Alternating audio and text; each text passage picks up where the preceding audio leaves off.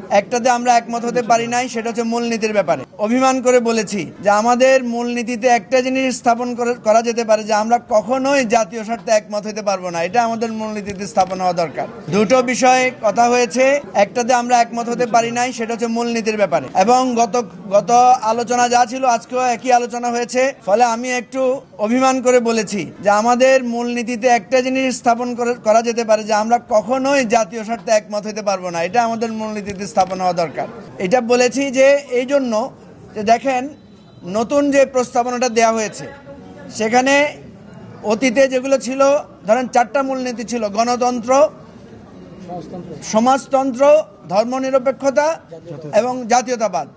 আমরা বলেছি দেখেন, সমাজতন্ত্রের জায়গায় সাম্য, মানবিক মর্যাদা, সুবিচার, এটা সমাজতন্ত্রকে কভার করে। ধর্মনিরপেক্ষতাবাদের জায়গায় আমরা বলেছি ধর্মীয় স্বাধীনতা, সম্প্রীতি এবং ধর্মের বিপক্ষে কোনো থাকবে না, এই ধরনের একটা জিনিস যুক্ত করা হয়েছে। সুতরাং পক্ষপাতহীনতা, ধর্মে নিয়ে পক্ষপাতহীনতা। সুতরাং এত কিছু করার পরও তারপরেও দেখা যাচ্ছে কেউ একমত হতে পারছেন না।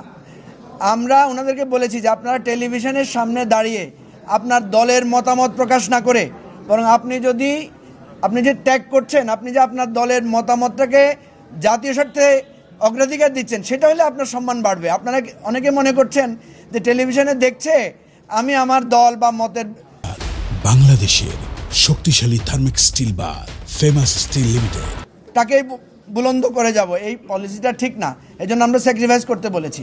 সর্বশেষ যেটা আলোচনা আপনারা শুনেছেন যে এনসিসিটাকে পরিবর্তন করে এখন এটাকে একটা সাংবিধানিক নিয়োগ কমিটি, খুবই এটাকে আরও স্থূল করা হয়েছে এবং সেখানে কমিটিটাকেও আরও ছোট করা হয়েছে। এই প্রস্তাব যদি মানা না হয়, এর চাইতে আর কোনো অর্জন আমাদের হতে পারে না।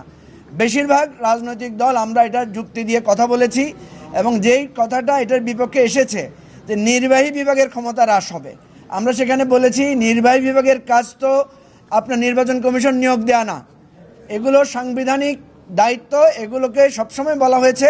আমরা সেখানে প্রশ্ন করেছিলাম যে আপনারা তো চান যে এই প্রতিষ্ঠানগুলো নিরপেক্ষ থাকুক, চান কিনা? সবাই বলেছে হ্যাঁ চাই। তো নিরপেক্ষ যদি চান তাহলে একটা কমিটি দিয়ে করলে অসুবিধাটা কোথায়? সুতরাং এটা শুধুমাত্র একটা বাহানা। আমরা মনে করি নির্বাহী বিভাগের ক্ষমতা কোনোভাবেই হ্রাস হবে না, বরং বাংলাদেশের মানুষ নিজেদেরকে গৌরবান্বিত মনে করবে যে নির্বাচন কমিশন নিয়োগ, দুদক নিয়োগ, পিএসসি চেয়ারম্যান নিয়োগ নিয়ে প্রধানমন্ত্রী, বিরোধী দলীয় নেতা, তারপরে স্পিকার, ডেপুটি স্পিকার, উভয় কক্ষের সবাই মিলে আলোচনা করছেন এবং প্রেসিডেন্টের প্রতিনিধি, চিফ জাস্টিসের প্রতিনিধি থাকবেন।